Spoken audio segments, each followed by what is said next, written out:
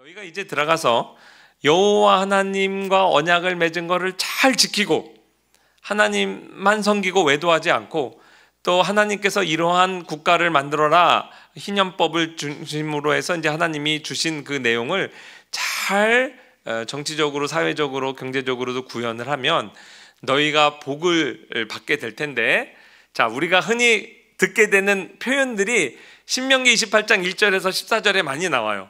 머리가 될지언정 꼬리가 되지 말고, 그게 거기에 나와요.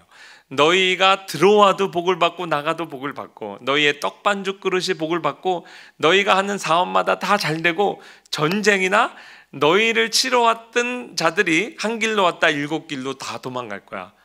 그리고 너희는 결코 이 세상에서 IMF 안 터져 돈 꾸러 다니지 않고 이 세상에 돈을 구워주는 이렇게 그러한 부유한 나라가 될 거야. 세계 1등 국가가 될 거야. 그게 이제 1절부터 14절까지 내용이고요. 그런데 너희가 하나님을 저버리고 언약 백성의 삶을 살지 않고 이렇게 저주를 자초하면 내가 너희를 저주하는데, 그게 이제 학자들이요, 그 저주 구문이 축복에 관한 내용보다 한 3배 길거든요. 그 내용을 잘 분석을 했더니 대략 3단계의 저주를 이야기합니다. 첫 번째 단계는 자연재앙이에요. 그래서 이스라엘이 한번 엔터를 쳐주시겠어요? 그 농사를 지면 하늘과 땅이 철과 놋이 되겠다 그랬어요. 그러니까 첫 번째 단계는 자연재앙입니다. 그 자연재앙의 단계가 엘리야 시대에 있죠. 3년 반의 대기근이 있었거든요. 이거를 우연으로 보지 않습니다. 언약적인 저주로 봐요. 이스라엘이 공식적으로 국가 종교를 바꾸고 외도하는 것보다 한 걸음 더 나아가서 이제는 남편을 바꾸니까 이제 공식적으로 이스라엘의 단계가 저주 단계로 들어갔음을 보여주는 재앙이었어요.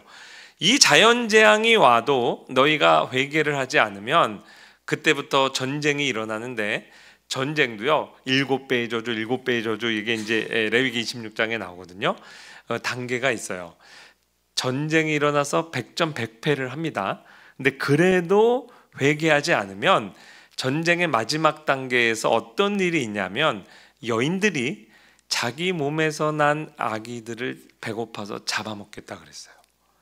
그런데 이 끔찍한 일이 우리가 가끔 북한에서 있었다 이런 얘기 들었잖아요. 근데 이스라엘 역사에서 실제 나타납니다. 열왕기하 6장에 보면 그 아람 군대가 사마리아 성을 이렇게 포위했을 때 못하라 전쟁을 해서 피를 흘리냐, 우리가 아사 작전을 써요. 그래서 그냥 굶어 죽을, 보급로 차단하고 굶어 죽을 때까지 기다리는 거예요. 그러니까 백성들이 다 굶어 죽죠. 그러니까 왕이 시차를 나갔어요. 두 여인이 막 억울하다고 왕에게 옵니다. 원래 이스라엘 법에 솔로몬의 그 케이스 아시잖아요. 너무 억울한 거는 위로 상소하고 상소해서 마치 대법원에 올라가는 것처럼 왕 앞에까지 올라와요. 근데 무슨 억울한 사연이냐, 우리가 먹을 게 없어서 두 여인이 서로 계약을 맺은 거예요. 우리 두 가정에 다 아기가 있는데 차마 내 아기를 내가 못 죽이니까 우리 집 아기는 옆집 여자가 잡아서 그 아기 고기로 두 가정이 먹고 살고, 그리고 그 다음에는 이웃집 아이는 내가 또 잡아서 그 아이 고기를 먹고 두 가정이 살기로 계약을 맺은 겁니다.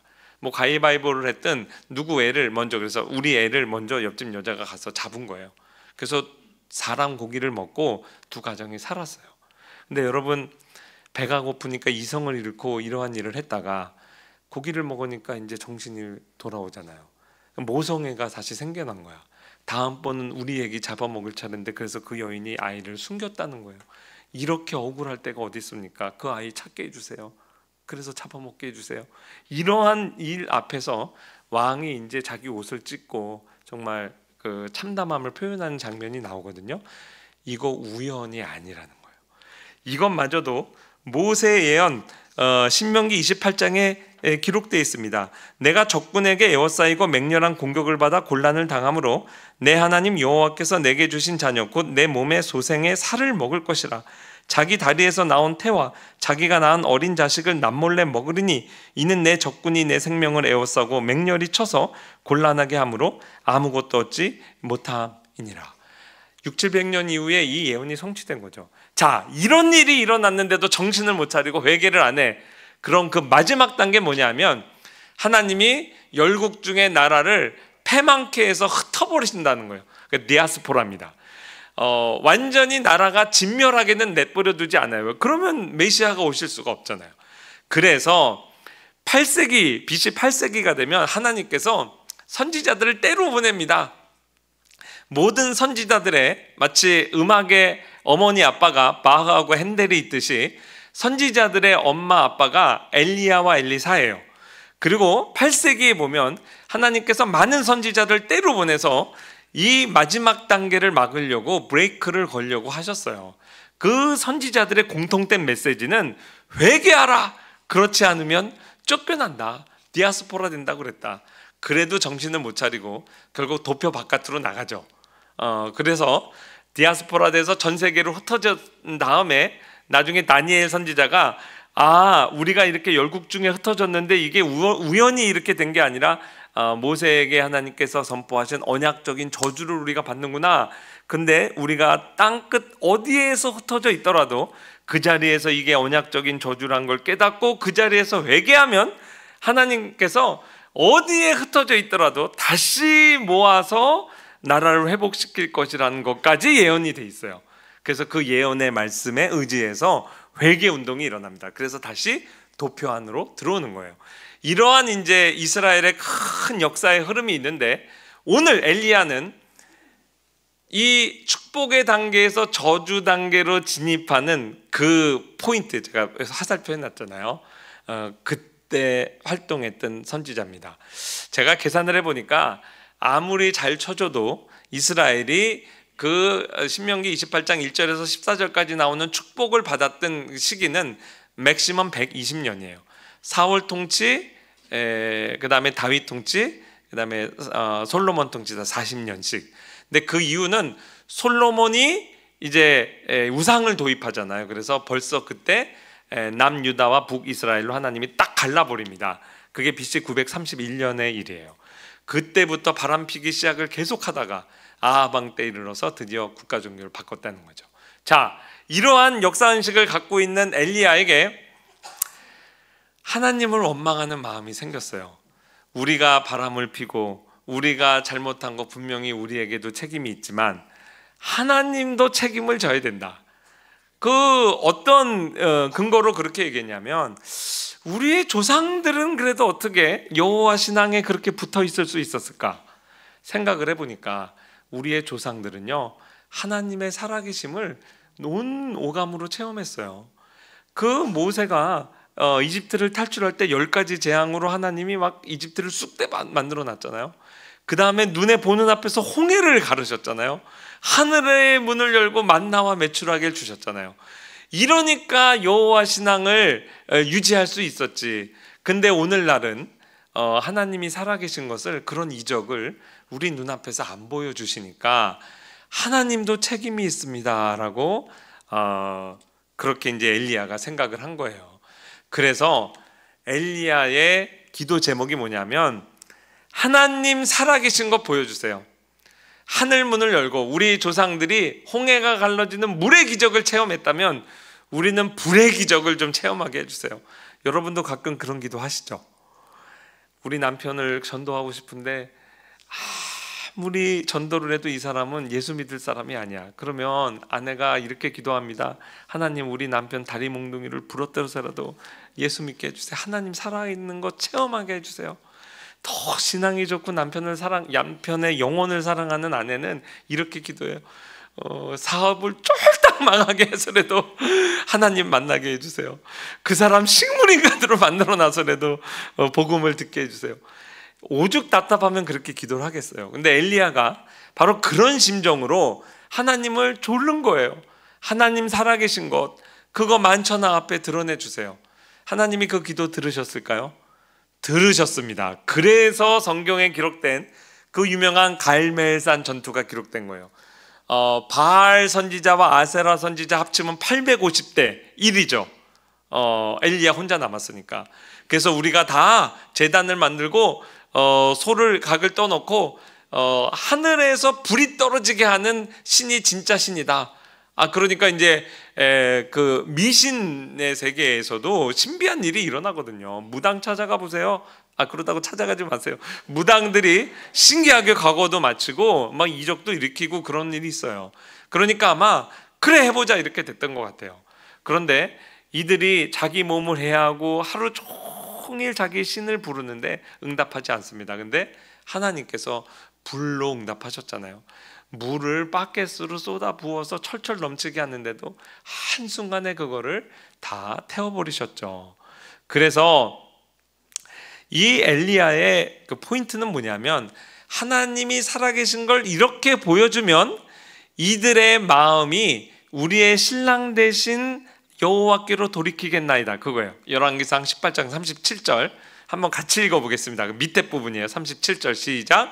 여호와여 내게 응답하옵소서, 내게 응답하옵소서. 이 백성에게 주 여호와는 하나님이신 것과 주는 그들의 마음을 돌이키심을 알게 하옵소서. 이에 여호와의 불이 내려서 번제들과 나무와 돌과 흙을 태우고 또 도랑의 물을 핥은지라. 여러분, 하나님이 이렇게 응답을 하셨습니다. 그런데요, 제가 질문 드릴게요. 하나님이 이렇게 기적적으로 응답을 하셔서요, 정말 이스라엘 사람들의 마음이 하나님 앞으로 돌아왔을까요?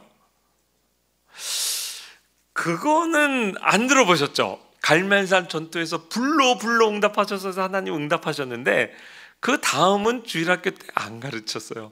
잘 못 배웠어요. 이스라엘 백성들의 마음이 안 돌아옵니다.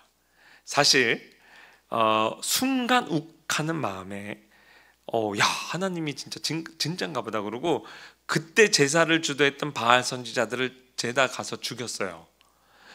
그런데 그 다음에 오늘 이를 계기로 해서 이 우상 정권을 타도하고 우리 여호와 신을 섬기는 그 신앙으로 돌아가자, 국민적인 봉기가 일어날 줄 알았지. 근데 국민들이 이스라엘 사람들이 엘리야를 도왔다는 기록이 없어요. 엘리야가 이 모든 기적을 행하기 전에 이렇게 설교합니다. 엘리야가 모든 백성에게 가까이 나아가 이르되 너희가 어느 때까지 둘 사이에서 머뭇머뭇하려느냐.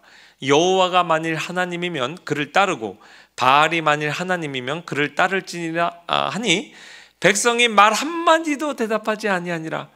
그 엘리야의 호소에 반응하지 않은 거예요. 근데 이적이 일어난 다음에도 딱 그날 그때뿐이었어요. 오히려 이 소식이 이세벨에게 들어갑니다. 그러니까 이세벨이 뭐라고? 엘리야가 우리의 바알과 아세라 선지자들 그렇게 잡아 죽였다고? 내가 엘리야 목을 치겠다. 그리고 전국에 수배령 내리죠. 엘리야에게 네가 했던 대로 그대로 내가 너에게 갚아줄 거야. 하여튼간에 내가 너를 잡아 죽이지 않으면 나의 신들이 내게 벌을 내리시기를 원하노라. 그러면서 초강경책으로 나옵니다. 아합이 엘리야가 행한 모든 말과 그가 어떻게 모든 선지자를 칼로 죽였는지를 이세벨에게 말하니 이세벨이 사신을 엘리야에게 보내어 이르되 내가 내일 이맘때에는 반드시 네 생명을 저 사람들 중 한 사람의 생명과 같게 하리라. 그렇게 하지 아니하면 신들이 내게 벌 위에 벌을 내림이 마땅하니라. 이러니까 엘리야가요, 국민들이 도와줄 줄 알았는데 외면하고 있잖아요. 그래서 내가 이제 잡아 죽임을 당하겠다 해서 겁이 나가지고 엘리야가 도망갑니다. 자기 생명을 위해 도망했다 그랬어요. 그리고 어디에 이르냐면 로뎀 나무 아래에 앉아서 자기가 죽기를 원하여 이르되 여호와여 넉넉하오니 지금 내 생명을 거두시옵소서. 나는 내 조상들보다 낫지 못하나이다.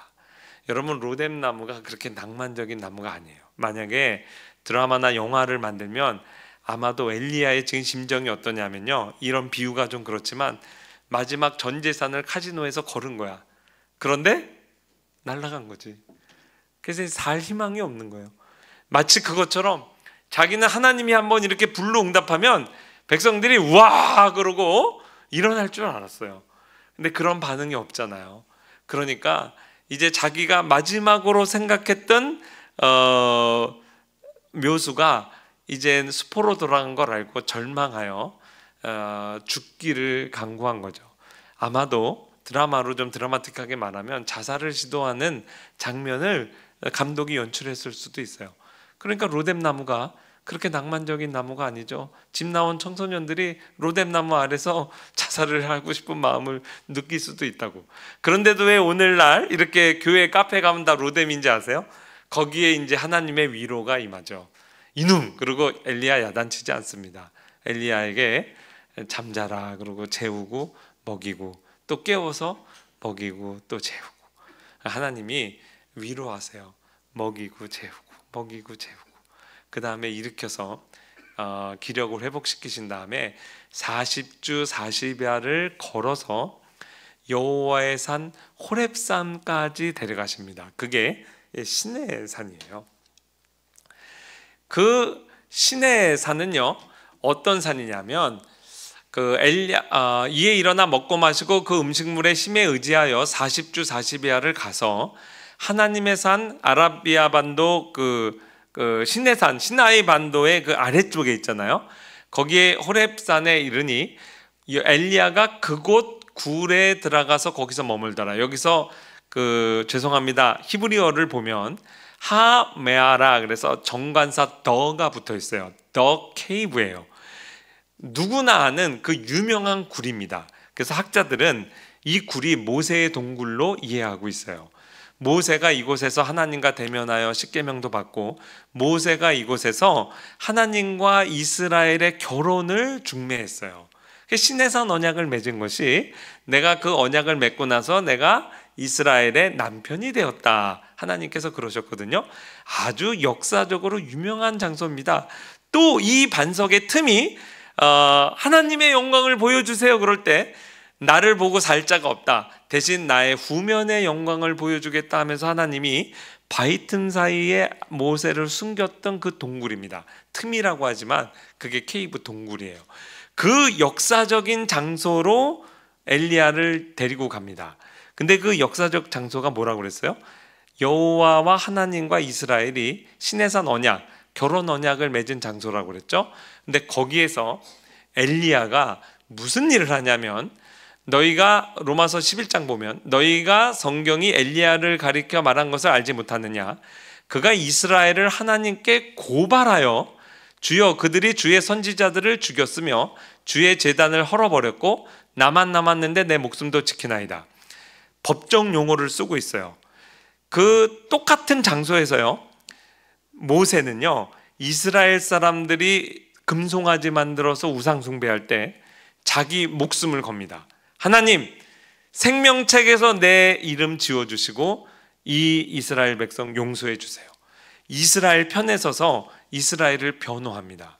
그런데 똑같은 장소에서 지금 한 700년 지난 시점에서 이 엘리야는요, 고발했단 말은 법정 용어예요. 검사가 기소했단 말이에요.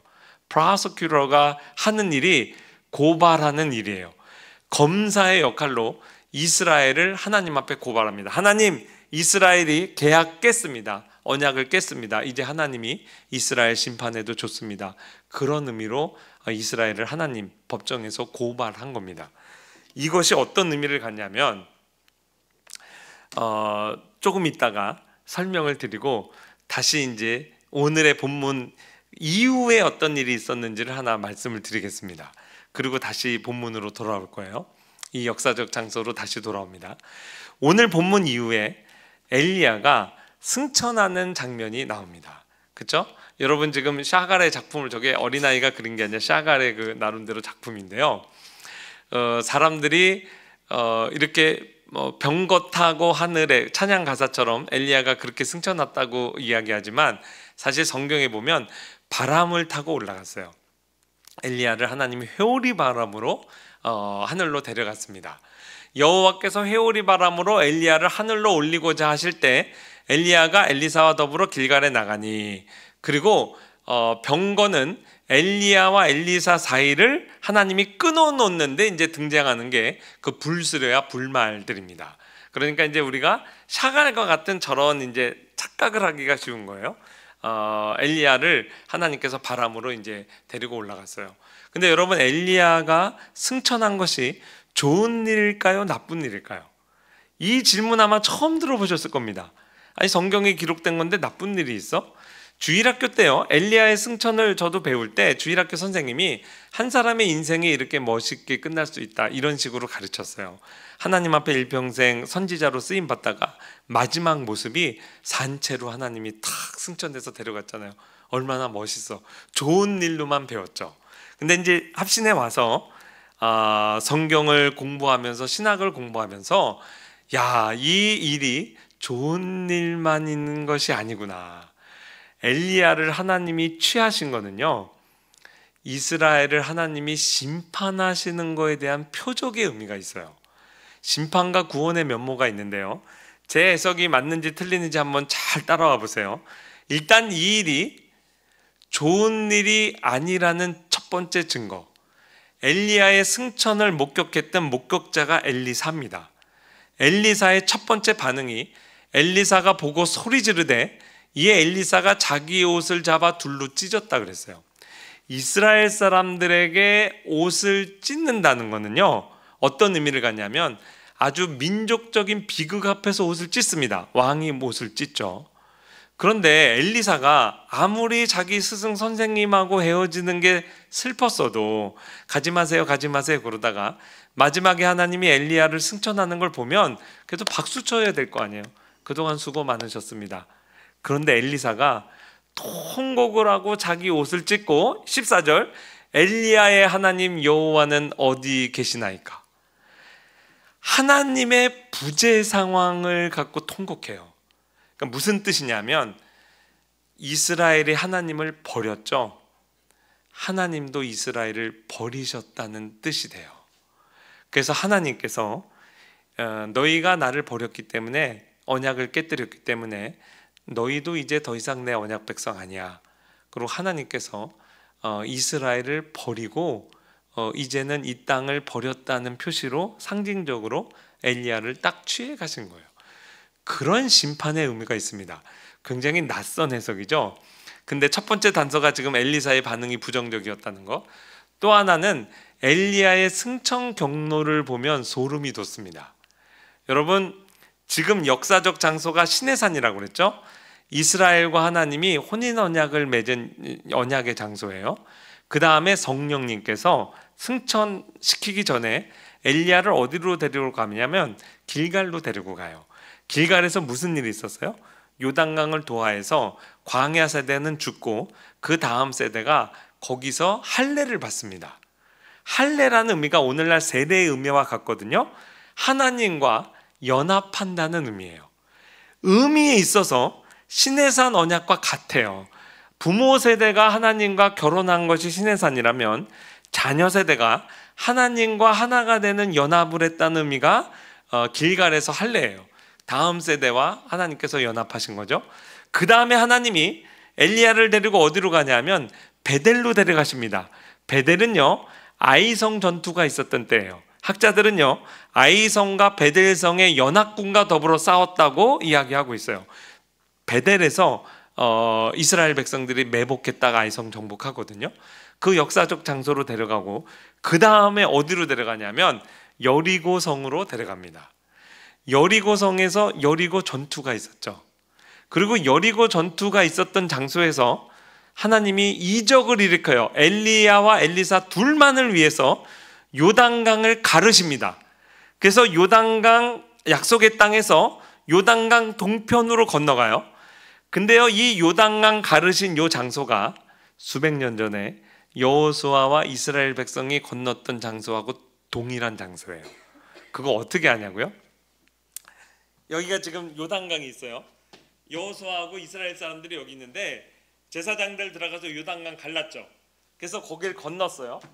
건너서 처음 본 성이 무슨 성이에요? 여리고 성이에요. 여리고 전투했잖아요. 지금 여리고 성에서 나와서 하나님께서 요단강을 다시 갈라서 엘리야와 엘리사가 통과해서 요단 동편으로 왔어요. 그러니 역사적으로 동일한 장소를 가르신 거예요. 그리고 나서 요단강 동편에서 엘리야를 싹 데려가십니다. 여러분 좀 느낌이 오세요? 출애굽의 역사를 정확히 거꾸로 필름을 돌리는 것과 같아요. 시내산 언약 결혼했잖아요. 이 결혼 없었던 거야. 길갈에서의 결혼 할례 없었던 거야. 아이성 전투 취소한다. 여리고 전투 없었던 거야. 너희를 위해 내가 요단강 갈랐지? 그거 취소한다. 그리고 요단강 동편에서 엘리야를 취한 겁니다. 여러분 상상을 해보세요. 저랑 우리 이제 제 처가 처음 이제 같은 고등부 때 이제 같은 교회에서 만나서 자랐어요. 그때부터 연애한 건 아니고 제가 한 번이라도 뭐 회장 총무 안 한 적이 없죠. 그래서 회장하면 부회장하고 총무하면 회계하고 늘 그렇게 같이 자랐어요. 이제 3년 연애하고 결혼을 했는데 정확히 저는 기억합니다. 첫 번째 데이트 장소 낙성대 옆에 겨울 나그네라는 경양식 집이 있었어요. 가가지고 거기서 돈가스 시켜 먹었어요. 5,000원. 그걸 제가 어떻게 다 기억하냐면 전 역사를 전공해서 모든 사료를 다 남겨요. 거기서 식사하면 냅킨 하나를 가져와서 앨범에다 이렇게 딱 넣어놨습니다. 그래서 의미 있는 장소. 저는 연애편지 세대에서 연애편지 많이 썼는데 아내는 제 걸 다 버렸어요. 저는 그거를 다 가지고 있습니다. 기록으로 보면은 엄마가 아빠 쫓아다닌 거지. 그래서 정확히 기억해요. 5,000원 주고 돈가스 시켜 먹었거든요. 이제 생각을 해보세요. 어떤 남녀가 만나서 결혼 이야기하고 가고 청첩장도 만들었는데 파토가 났어. 뭐 울고불고 난리 나고 그랬죠. 한 달 잠수 탄 다음에 남자친구가 전화 오는 거예요. 우리 처음 만났던 장소로 나와. 낙성대요 겨울 나그네. 그럼 이제 다시 시작하는 건가? 약간 설레기도 하고 뭐 미안하다 그러면 받아줄까? 이런 마음으로 이제 나갔다고요. 야, 3년 전에 내가 너 여기서 돈가스 사줬지? 5,000원 내놔. 정이 딱 떨어지겠죠. 일단 10,000원 가져라 그러고 나오는데 아니야, 하나 더 갈 데 있어. 석촌호수 데려가서 내가 너 여기서 프로포즈 하면서 너 금반지 줬잖아. 그거 내놔. 그래서 실제 석촌호수에 가면 그렇게 바닥에 반지 같은 거 많이 떨어져 있대요. 그래서 이제 그런 재밌는 얘기도 들었는데 지금 하나님 그러고 계시잖아요. 이 위대한 출애굽의 역사를 이뤄놓고 이건 무효야, 이건 무효야, 무효야. 그러니 이 의미를 알고 나면 엘리사가 옷을 찢을만 하죠. 그래서 통곡한 겁니다. 그리고 여호와의 부재 상황, 하나님 우리를 버렸어, 하나님 어디 계시나이까 이렇게 울부짖었던 겁니다. 근데요, 나쁜 얘기만 하면 안 되지. 이제 좋은 측면 얘기합니다. 하나님께서 엘리야를 죽이지 않고 데려가셨다는 것은 그 자체로서 희망을 주고 있어요. 희망이 뭐냐면 심판과 구원의 메시지에 있어서 구원입니다. 여러분, 사람은요 반드시 죽게 돼 있어요. 그렇죠?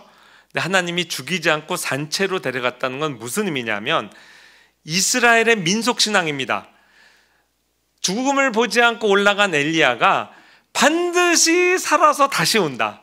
엘리야 재림 사상이 퍼지게 됐어요. 예수님 시대에도요 이게 민간에 쫙 퍼졌어요. 그 신앙을 예수님께서도 인정해 주십니다. 앞으로 오리란 엘리야가 반드시 올 것이다. 우리나라도요 이렇게 일제강점기나 나라가 국가적으로 어려우면요 이런 이제 종말론이 싹이 트게 돼요. 근데 이스라엘이 이런 민속신앙이 근거가 없는 게 아니었어요. 말라기 4장 5절에 보면 보라, 여호와의 크고 두려운 날이 이르기 전에, 말세가 오기 전에, 메시아의 도래가 있기 전에 내가 선지자 엘리야를 너희에게 보내리니. 그러니까 엘리야 재림 사상이 이렇게 막 퍼졌던 거죠. 예수님이 그 오리라한 엘리야가 이미 왔다 그러죠. 누구예요? 세례 요한입니다. 왜 세례 요한이 엘리야일까요? 사역의 성격이 같아요. 엘리야는요 그 바람피는 지금 눈이 돌아간 신부의 마음을 참 신랑이신 여호와께로 돌이키는 게 그의 사명이었어요. 그 방법으로 하나님 살아계신 거 이적을 보여주세요 그렇게 간구했던 거죠. 세례 요한도요 그 하나님을 버리고 집 나간 자녀들이 아비에게로 돌아오고 눈이 돌아간 신부가 다시 신랑에게 돌아오게 하는, 마음을 돌이키게 하는 그 사역의 성격이 같았어요. 그래서 하나님께서, 예수님이 엘리야가 세례 요한이다 이렇게 이제 말씀을 한 겁니다.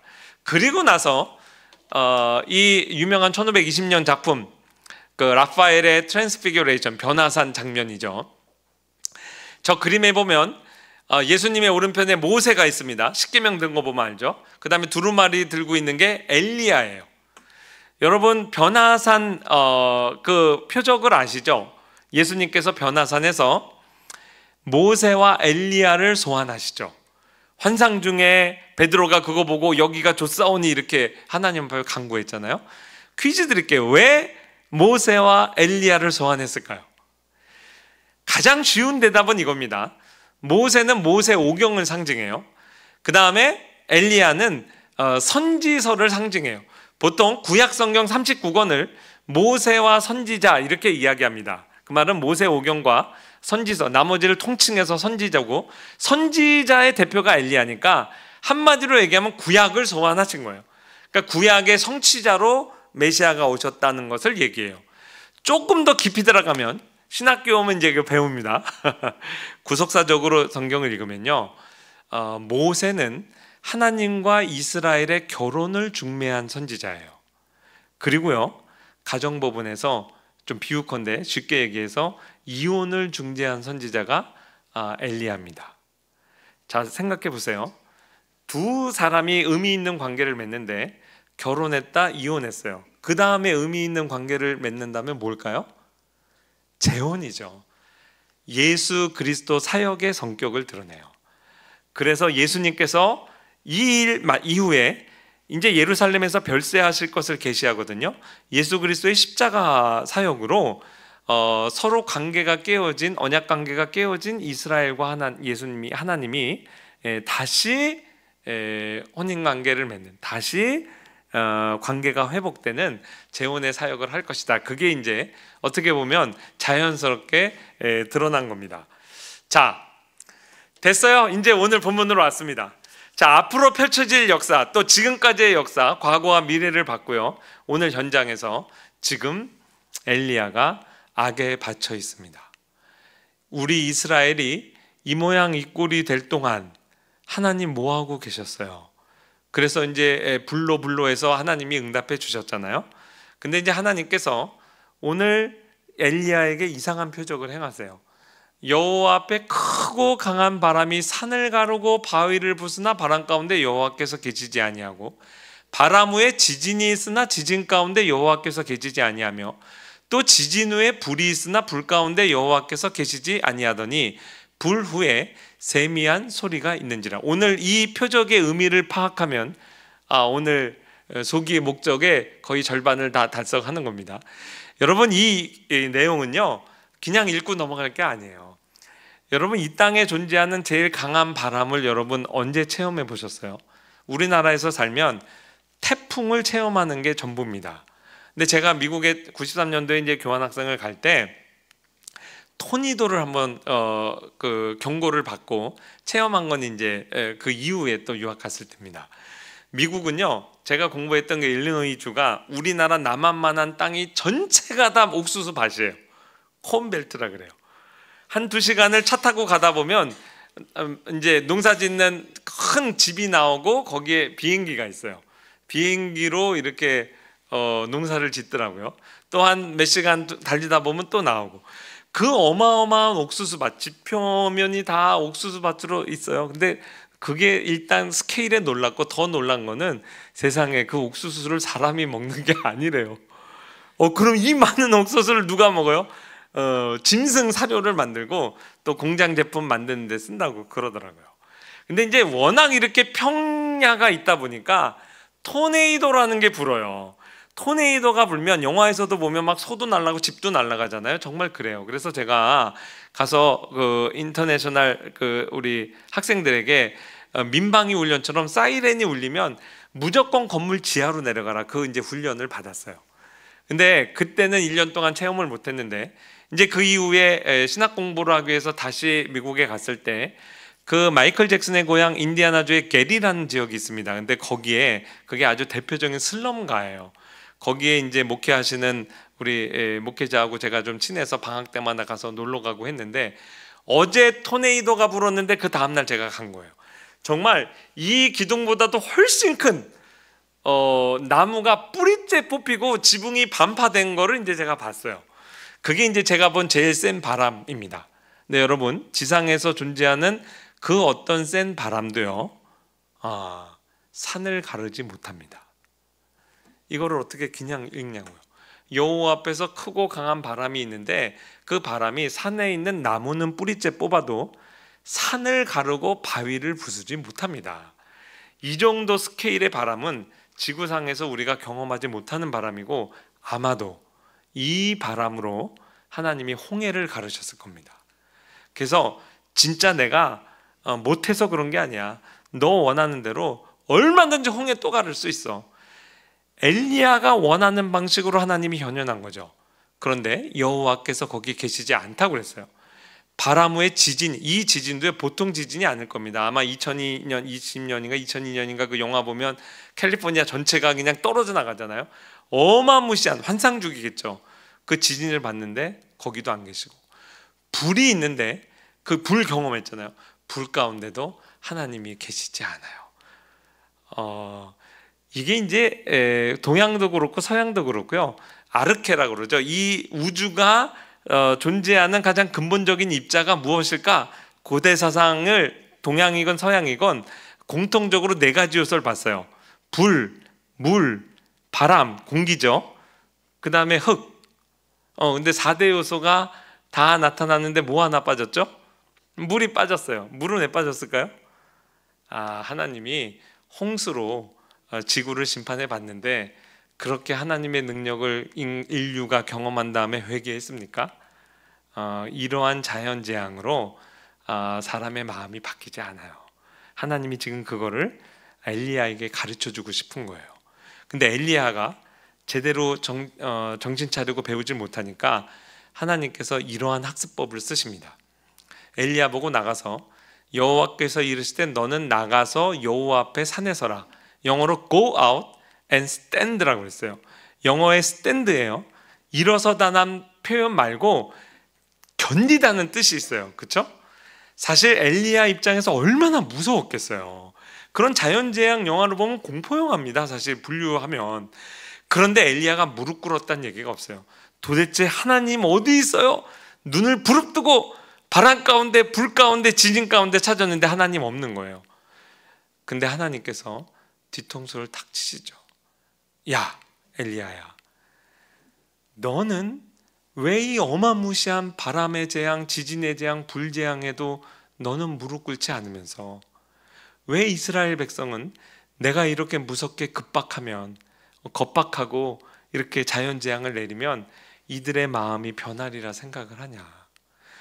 내가 너보다 사람을 더 잘 알아. 내가 사람을 그렇게 만들었어. 사람은 마음만 먹으면 죽는 자리도 웃으면서 들어갈 수 있는 존재가 인간이야. 여러분, 인간은요 하나님의 형상으로 지음받았죠. 하나님의 형상의 한 네 번째 의미에 보면 자연 만물을 다스린다는 의미가 있어요. 그래서요 지금 제가 언급했던 이러한 자연재앙을 다룬 영화들 보세요. 대부분의 주인공은 과학자들입니다. 사람들 다 도망가는데요, 이 과학자들은요 그 바람을 연구하러 들어가요. 원리를 연구해서 그걸 없애고, 화산이 폭발하는데 거기 들어가서 또 연구해서 이거를 사람들을 어떻게 구해내고. 이게 사람이요 마음만 먹으면 자연재앙 두려워하지 않아요. 그런데 왜 너는 무릎 꿇지 않으면서 이스라엘은 이 무릎을 재앙 앞에서 무릎 꿇는다고 생각해? 그러면서 뒤통수를 딱 때리는 거죠. 요나의 박농쿨 교훈하고 비슷해요. 여러분, 하나님께서 우리 남편 전도하기 위해서 다리 몽둥이를 부러뜨려 주세요. 대부분 이 기도 안 들어주십니다. 왜냐하면 그렇게 억지로 엎드려 절 받는 거 싫다 이거예요. 그럼 도대체 하나님은 어떻게 하실 건데요? 그 하나님의 대답이 여호와께서 계시지 아니하더니 불 후에 뭐가 있어요? 세미한 소리가 있는지라. 이게 무슨 의미일까요? 말로 하시겠다는 거예요.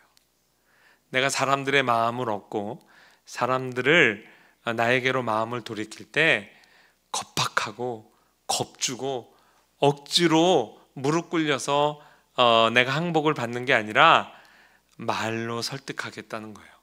여러분, 말에도요 두 가지 종류가 있어요. 이놈의 새끼! 여러분 집에 가서 자녀들 중고등부하면 돼도 콧방귀도 안 끼죠. 한 3학년 미만 애들 보고 엄마가 버럭 소리를 지르면 애들이 깜짝 놀래죠. 그 순간은 무릎을 꿇을 겁니다. 엄마 잘못했어요 그럴 거예요. 그러나 겁박해갖고 아이가 부모님 말 듣습니까? 결국 튀어나가죠. 말로 하는 것도요, 겁박하고 소리 지를 수 있어요. 근데 하나님께서 뭐라고 말씀하셨어요? 세미한 소리, 영어로 하면요 gentle whisper예요. gentle, 아주 부드러운 속삭임이란 뜻이에요. 이 하나님께서요 당신의 백성을 만나고 설득하는 방식은 말로 하는 겁니다. 그래서 오늘날도요 주일마다 강단에서 세미한 음성으로 우리에게 다가오시는 거예요. 때로는 그 음성이 너무나 세미해서 졸려요. 그 설교 시간에 맨날 자는 거예요. 그럴지언정 하나님이 이 방식대로 내가 내 백성을 만나겠다 하는 거예요. 왜냐하면 겁박하면 하나님과 인격적인 사귐과 대화가 이루어지지 않잖아요. 그래서 졸린 설교 말씀일지언정 그런 식으로 다가오면 내가 하나님에 대해서 믿음으로 반응하고 순종함으로 반응하고 내가 하나님께 인격적으로 반응할 수 있는 여지를 열어놓으시겠다는 거예요. 너무나 세게 끌어안아도 숨이 막히죠. 적당히 하나님께서 인격적인 경건한 거리를 두시겠다는 겁니다. 그렇게 해서 하나님께서 엘리야에게 교훈을 하신 것이 오늘 본문의 핵심적인 메시지예요. 그래서 세미한 소리가 된 겁니다. 이 세미한 소리가요 여호와께서 바람 지진 불 가운데 계시지 아니했죠. 부드럽게 속삭이는 소리가 결국 뭡니까? 말씀입니다. 이 말씀이 육신이 되어 우리 가운데 거하심에 우리가 그의 영광을 보니 아버지의 독생자의 영광이요 은혜와 진리가 충만하더라.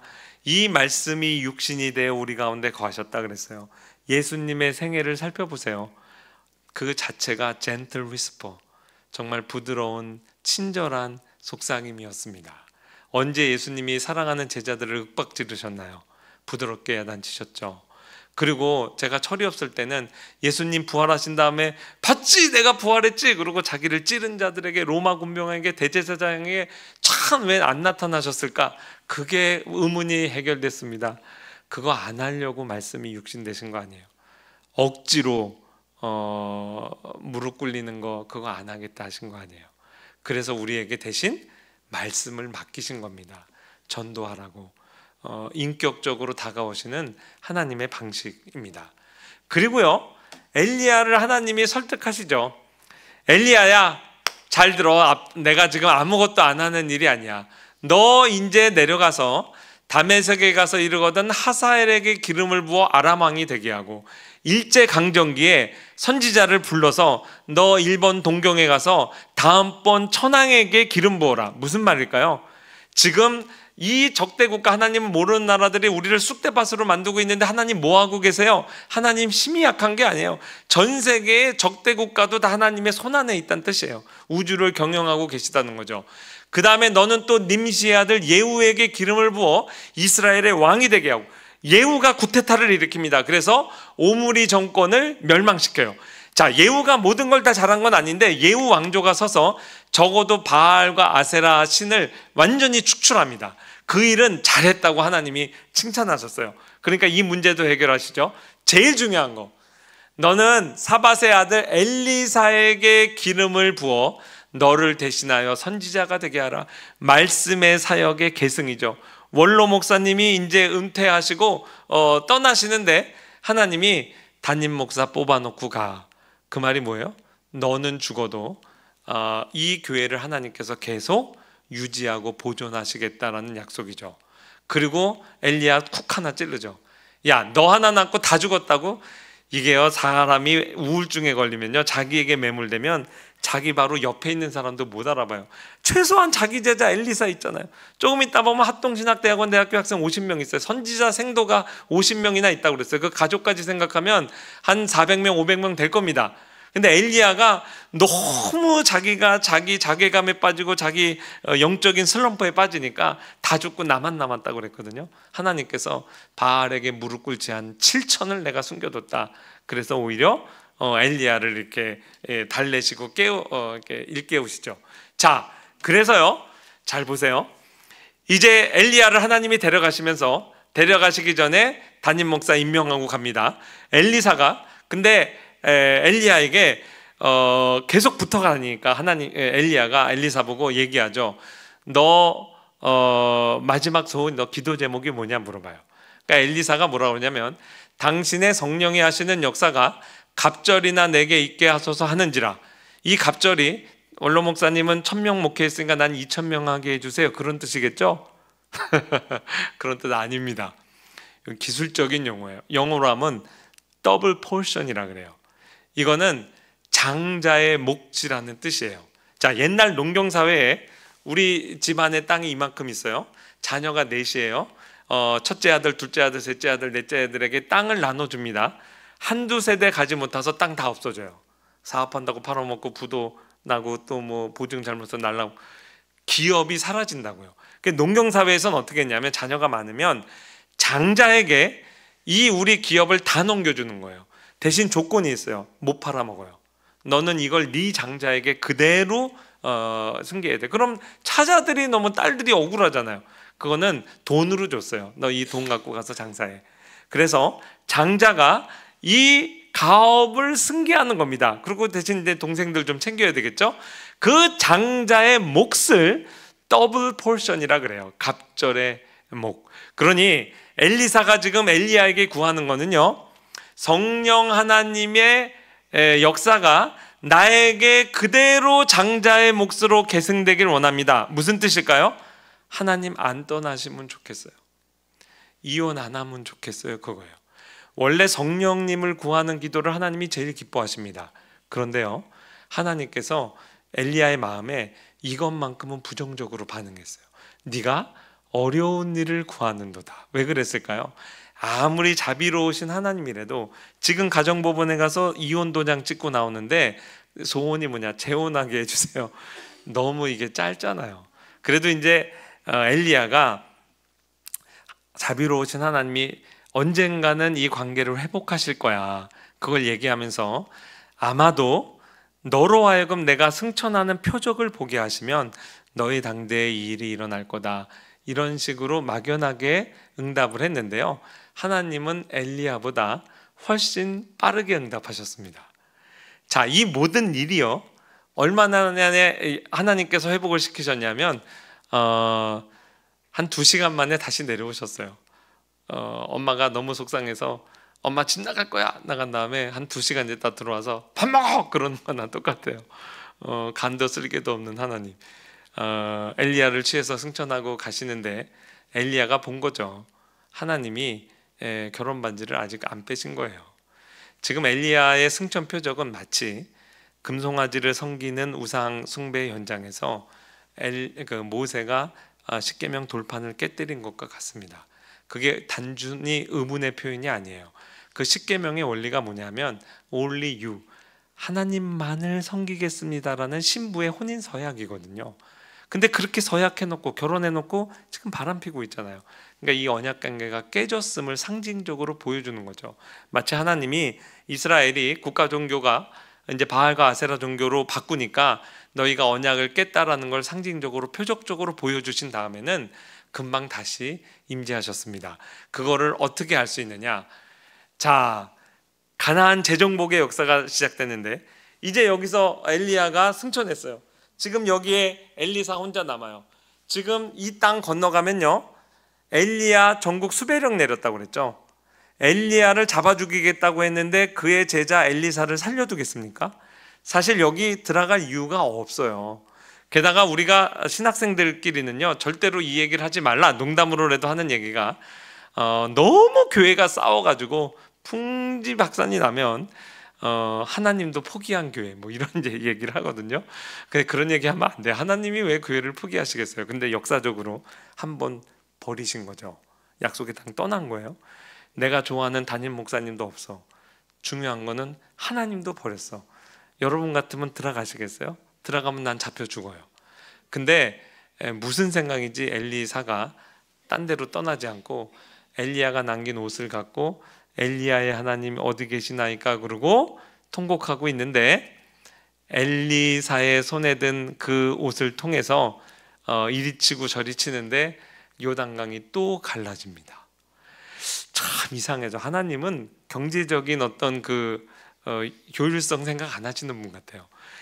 그 200만 대군을 위해서 요단강 가른 건 이해가 되지. 근데 엘리야와 엘리사만을 위해서 가르셨잖아요. 그건 또 엘리야가 워낙 위대한 선지자니까 어느 정도 이해가 되지. 이제 엘리사 혼자 남았는데 엘리사 한 선지자만을 위해서 똑같은 장소를 3번째 가르십니다. 의미가 뭘까요? 가나안 재정복의 역사가 시작된 거예요. 무엇으로? 젠틀 위스퍼로, 말씀으로 하시겠다는 거예요.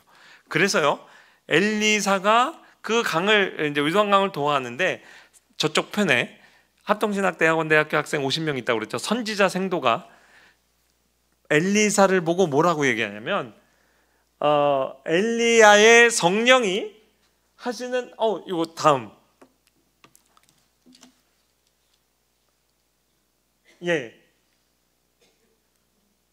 그도 물을 치매 이리저리 갈라지고 엘리사가 건너니라. 맞은편 여리고에 있는 선지자의 제자들이 그를 보며 말하기를 엘리야의 성령이 하시는 역사가 엘리사 위에 머물렀다. 하나님 떠났다 그랬는데 다시 돌아오신 거죠.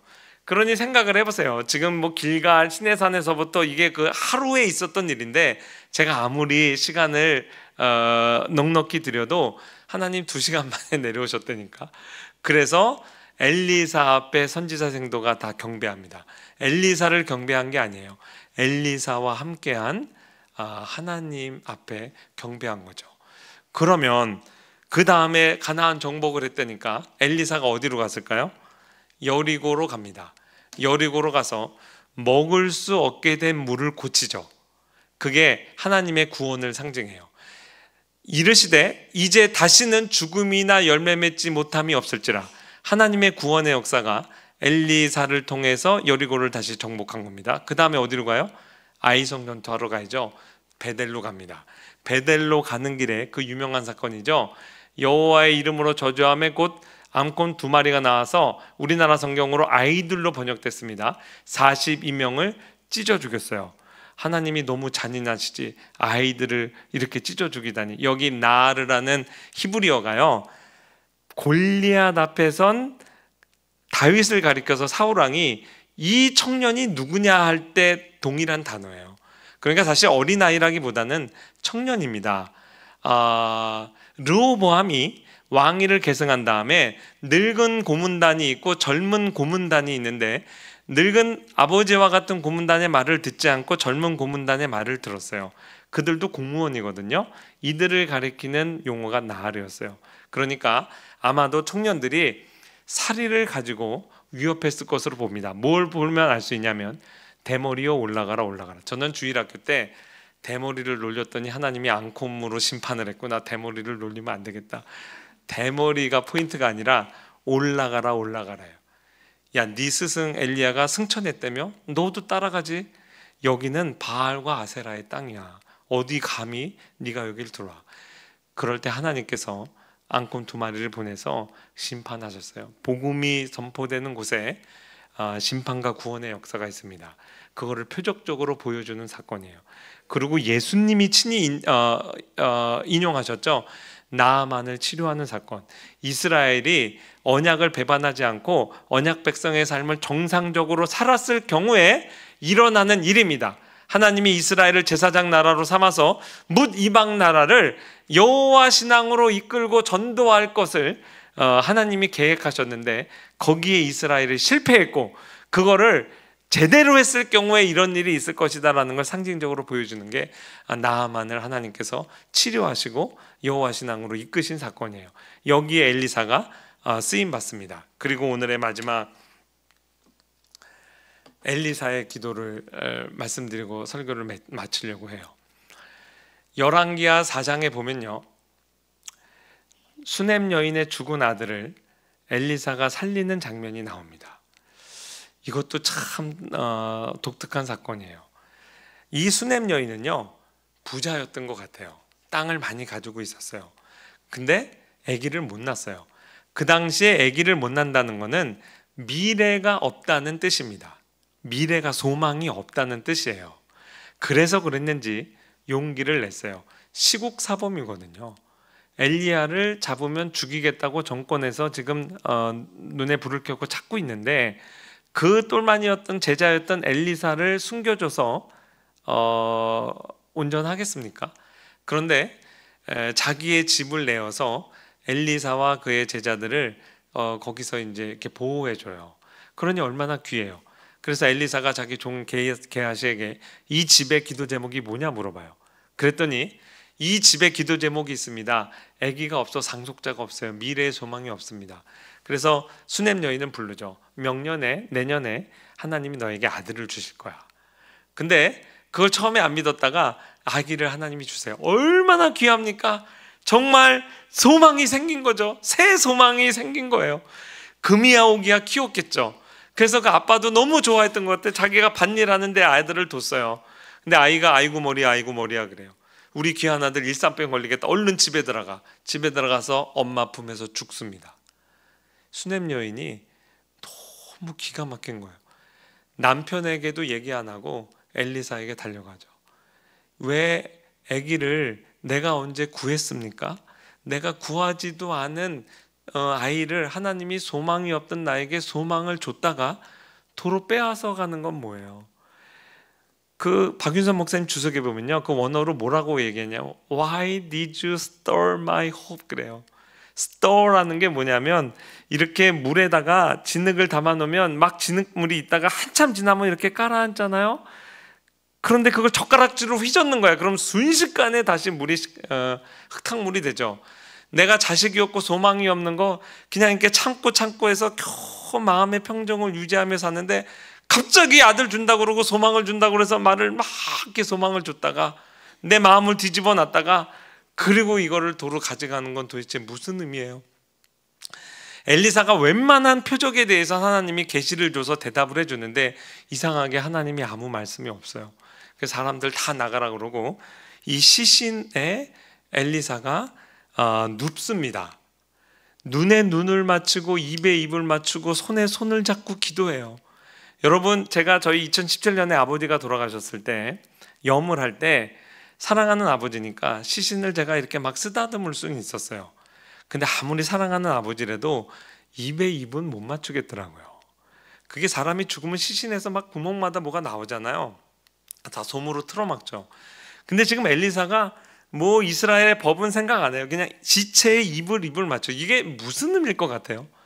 하나님, 차라리 내 생명호흡 나에게서 취해 가시고 이 죽은 아이 살려주세요. 그렇게 기도한 겁니다. 이게 거의 확실해요. 뭘 보면 알 수 있냐면 그렇게 기도하다가요 벌떡 일어나서 이리저리 왔다 갔다 하다가 다시 시체 위에 누웠다 그랬어요. 그건 무슨 의미냐면 시신은 차갑잖아요. 내 온기를 차라리 이 아이에게 다 전해주시고 우리 아이 살려주세요라고 기도하는 그 표현으로 죽은 시신을 끌어안았는데 시신은 차갑고 내 몸은 뜨거운데 시간이 지나니까 내 몸이 차가워지는 거예요. 그래서 오늘날로 이야기하면 푸시업, 여러분 푸시업 몇 개 해보세요. 저도 한참 운동할 때 100번 해본 적 있어요. 100개를 푸시업을 하면 막 몸이 펌핑이 돼가지고 여기서 막 열이 막 올라옵니다. 김이 모락모락 나요. 그런 상태로 다시 몸을 덮여놓고 다시 시체 위에 누워서 기도하는 거예요. 그런다고 여러분 시체가 살아나겠습니까? 기도했는데 기적이 일어나요. 하나님이 죽은 아이를 살려줍니다. 이 표적의 의미는 이스라엘의 영적 사망 상태를 드러내요. 하나님 보실 때 이스라엘은 영적으로 사망했어요. 그런데 그 어떤 예정으로 엘리사가 다시 약속의 땅으로 들어와서 자기 열심으로 열심히 목회한다고 죽은 영혼이 자기의 의지대로 살아나지 않습니다. 하나님 앞에 간절히 매달려 기도할 때 성령 하나님께서 죽은 시체와 같은 영적 사망 상태에 있는 이스라엘이라도 그 교회를 다시 살리신다는 것을 표적적으로 보여주신 거예요. 에스겔의 마른 뼈 환상과 같은 의미입니다. 그래서 마른 뼈와 같은 도대체 살아날 것과 같지 않은 영적 사망 상태에 있는 영혼들을 교회에 맡기실 때 너의 힘으로, 너의 정열로, 너의 의지로 영혼이 살아나는 거 아니야. 말씀과 더불어서 하나님의 성령 하나님께서 우리의 영혼을 살리는 거야. 그걸 보여주신 거예요. 이거를 교훈해 주시고 하나님께서 지금도 이 순간 동일한 일을 행하세요. 강단마다 젠틀 위스퍼로 말씀을 선포하시고 우리의 기도를 통해 성령 하나님께서 마른 뼈와 같고 정말 시체와 같은 한국 교회를, 우리 가정을, 내 영혼을 살리시는 겁니다. 이거를 우리에게 보여주시고 계세요. 새 소망이 생겨나는 겁니다. 말씀과 성령과 더불어 그래요. 이 시간 좀 눈을 감고 제가 한번 기도 제목 나누고 여러분 기도하시고 제가 또 기도 마무리하고 마치겠습니다. 여러분, 우리가 이런 이야기를 많이 합니다. 한국교회가 예전만 못하다, 한국교회가 정말 차가워졌다, 죽어가는 것 같다. 말로는 쉽습니다. 그러나 이 한국교회를 붙들고 죽은 시신과 같은 교회를 붙들고 기도하는 사람은 드물어요. 하나님께서 이 시대에 우리에게 요구하시는 것은 이러한 기도입니다. 기도는 그냥 대충 하는 게 아니에요. 죽은 시신을 끌어안고 하는 겁니다. 여러분, 예전을 기억하시는 우리 교우님들 생각해 보세요. 예전에는 교회에 사랑이 많았는데 지금 사랑이 너무 식었어. 너무나 차가움을 느껴. 그리고 어떤 분들은 교회를 비난하고요, 어떤 분들은 교회를 떠나요. 근데 그러라고 하나님께서 그렇게 차가운 부분을 우리에게 보게 하신 것 아닙니다. 여러분이 만약에 그러한 차가운 냉랭한 부분을 발견했다면 여러분의 옷을 벗고 여러분이 그 차가워진 부분을 끌어안아야 돼요. 그리고 여러분의 온기로 차라리 하나님 내 생명을 취하시고 이 죽은 부분을 살려주세요. 이렇게 기도해야 되지 않겠습니까? 하나님께서 젠틀 위스퍼로 우리에게 날마다 다가오시고 그 말씀에 믿음으로 반응하며 우리가 또한 할 일은 비난하는 것이 아니라 그 차가움을 끌어안아야 됩니다. 그리고 차라리 나를, 내 생명을 취하시고 이 죽은 영혼 살려주옵소서. 이러한 고백이 우리 새소망교회에서 곳곳에서 이루어질 때 정말 하나님께서 새로운 소망을 또 우리를 통해 한국교회의 소망을 주시리라 믿습니다. 하나님 아버지, 감사합니다. 오늘 엘리야와 엘리사 이야기를 통해 참으로 우리를 돌아보게 하셨습니다.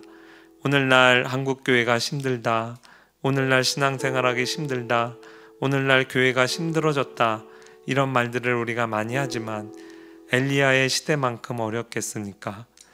엘리야의 시대에도 그러나 하나님께서 말씀의 사역, 젠틀 위스퍼의 사역, 세미한 음성의 사역을 허락하시고 또한 엘리야 시대에도 주의 사역자와 신자들을 통해, 신자들의 기도를 통해 생명을 살리는 역사를 시작하셨다면 왜 우리에게 소망이 없겠습니까? 하나님, 우리에게 말씀하신 하나님을 인하여 감사드립니다. 우리에게 세미한 음성으로 다가올 때 우리가 불의 기적을 바라며 막연하게 기다리는 것이 아니라 주님의 세미한 음성에 도전해 믿음으로, 순종으로 반응하는 믿음 주시옵소서. 또한 하나님 아버지, 우리에게 성령을 부어주셔서 정말 교회를 위하여, 이웃을 위하여, 불신 가족을 위하여, 나를 위하여 정말 하나님 앞에 매달릴 때 성령 하나님께서 죽은 영혼을 살려주시는 기적을 일으켜 주시고 참으로 우리를 엘리사처럼 사용하여서 엘리사의 기도가 나의 기도, 우리의 기도가 되게 하옵소서. 우리의 죽은 영혼들을 살려주시고 죽은 한국교회를 살려주시고 나에게 보여주시는 온갖 차가운 부분들이 하나님 앞에 메어 달리는 기도로, 나의 온기로 참으로 하나님께서 뜨겁게 하시고 성령 하나님의 생명의 역사가 다시금 나를 통해, 우리 가정을 통해, 우리 교회를 통해 정말 한국교회의 새소망이 되는 우리 교회 되게 하옵소서. 연이어지는 모든 기도의 순서에 주님께서 응답하여 주시고 세미한 음성으로 내 마음을 두드리시는 주님의 음성에 초청해 믿음으로 아멘으로 응답하는 시간 되게 하옵소서. 말씀하시는 주님을 말씀 안에서 만나게 하옵소서. 예수님의 이름으로 기도합니다.